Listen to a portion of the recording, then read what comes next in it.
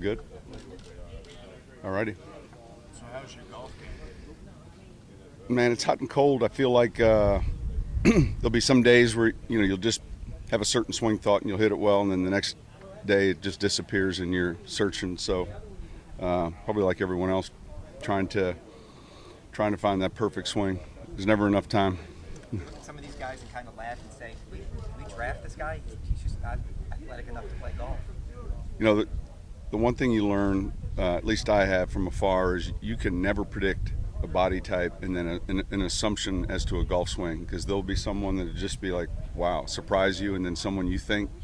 So until you actually see them actually play, it's hard to project. Who's the best guy you ever had as a saw out here playing in one of these tournaments that you had on your roster? With the Saints or With the Saints. Anywhere? With the Saints. Austin Johnson was pretty good, huh? Yeah, man. Let me go back. I haven't seen a lot of Streif. I know he plays. Of course, I've seen Drew. I would say, is Taysom Hill here today? I don't think so. He's supposed to be a scratch. I'm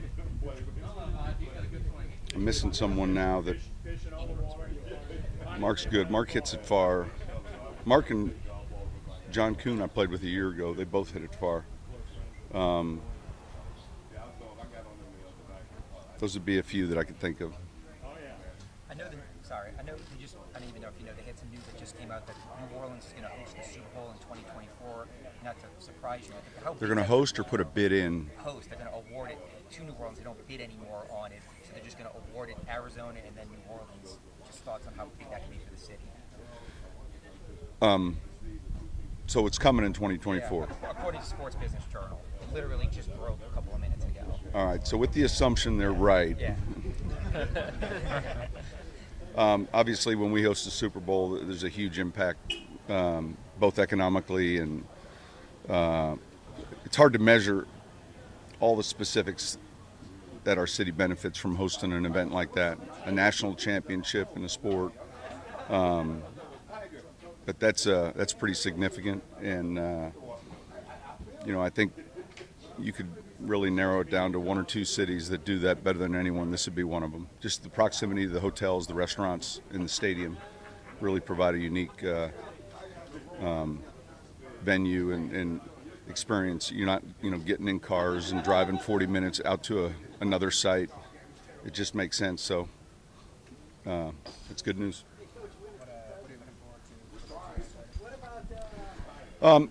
Really, it's part of the process with the players coming together and beginning to install your offense and defense. It's still spring, late spring, and we've got a lot of time. But more importantly, just guys getting together and hearing the cadence, getting used to the terminology, and going through the install that we'll use in training camp. When you kind of just especially after last year, it ended kind of itching to get started again. Feel like you have a real chance this year? Well, every year we feel like we have a real chance. And I would say this time of the year, the itching to get started is too early. I mean, it's May. Certainly as the summer wears on, you're anxious to start training camp. But I think we've got, some good young players and a combination of veteran players, hopefully, that can mesh and gel and do the things necessary to win. But we'll be excited when that time comes. Over those three. Both guys we have a vision for. Both play in the offensive and defensive line. They're positions that are hard to find once the season gets started. So one is a guard and the other is a defensive tackle. It's hard at those camps to stand out sometimes when you're a lineman, but those are experienced players that we think will add value. What went into the decision to let go of Michael Marty? Well, there's so much that goes into it when you're operating with a roster limit. A lot of it had to do with that 90-man and where our numbers were at linebacker. With what you guys did accomplish last year, do you have to tell them that it's a new year and to put it all behind, or is that well understood? Well, I think it's understood. I think our players know that, and yet that process starts from square one for everyone. And there's never that we're going to pick up where we left off. It really starts from the beginning again, and putting your work in, starting with the first install and all the details that we have to be better at. So you said May is too early, but can you sometimes tell at some point in summer, are there different vibes to different years?